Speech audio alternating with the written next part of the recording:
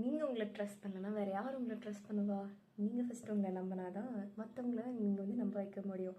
நீங்கள் உங்களை ட்ரஸ்ட் பண்ணாமல் டவுட்ஃபுல்லாகவே இருந்துட்டு எல்லாத்துலேயுமே இல்லை மற்றவங்க சொல்கிறதையே கேட்டுகிட்டு இருந்தீங்கன்னா அவங்களோட வேல்யூ எங்கே இருக்காங்க? ஸோ நீங்கள் ஃபஸ்ட்டு உங்களை ட்ரஸ்ட் பண்ணி ஏதாச்சும் உங்களுக்கு ட்ரை பண்ணணுன்னு தோணுச்சுன்னா டவுட்ஸ் கேட்டு ஹெல்ப்புக்கு யாரையாவது கூப்பிட்டுக்கோங்க. ஆனால் மற்றவங்கள நீங்கள் வந்து எப்பயுமே அவங்கள சார்ந்தே டிபெண்ட் பண்ணியே இருக்கணும்னு நீங்கள் யோசிக்காதீங்க. எப்பயுமே நீங்கள் மட்டும்தான் அவங்களுக்கு இருப்பீங்க. ஸோ தட் நீங்கள் நிறைய விஷயம் கற்றுக்கலாம். ஹெல்ப் கேட்டு கற்றுக்கோங்க. அது வந்து தப்பு கிடையாது. பட் எப்பயுமே யாரையாவது டிபெண்ட் பண்ணியே இருக்கணும்னு நினச்சிங்கன்னா உங்களோட வேல்யூவும் குறைஞ்சிடும். நீங்கள் உங்கள் மேலே வச்சுருக்க ட்ரஸ்ட்டுமே சுத்தமாக இருக்காது. வேறு யாரும் உங்களுக்கு ட்ரஸ்ட்டும் பண்ண மாட்டாங்க. ஸோ இந்த லெசனை இப்போவே கற்றுக்கோங்க. பிகாஸ் எல்லாட்டி ரொம்ப அடி வாங்குவீங்க. ஏன்னா எப்பயுமே எல்லோரும் நம்ம கூட இருப்பாங்கன்னு அவசியம் கிடையாது. நம்ம எப்பயாவது தனியாக போயிட்டு நமக்கு தோணுதை பண்ணுன்றப்போ நம்ம ஃபஸ்ட்டு இது வந்து கற்று வச்சுருக்கலாமே அப்படின்னு நமக்கு தோணும்.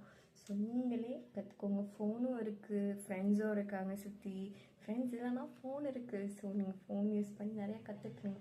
கற்றுக்கிட்டு நீங்கள் உங்களை பிலீவ் பண்ணி உங்களுக்கு என்ன ட்ரை பண்ணணுன்னு தோணுதோ எல்லாத்தையுமே ட்ரை பண்ணுங்கள். நீங்கள் கண்டிப்பாக ஒரு நாள் ஒரு குட் ஸ்டேஜ்க்கு போவீங்க. இதை விட நிறைய நீங்கள் வந்து கற்றுக்கிட்டு அப்கிரேட் பண்ணிகிட்டே போங்க. Because you have to trust your self. Nobody going to trust you. நீங்கள் உங்களை ட்ரஸ்ட் பண்ணி முன்னேறிட்டே போயிட்டுருங்க. பாய்.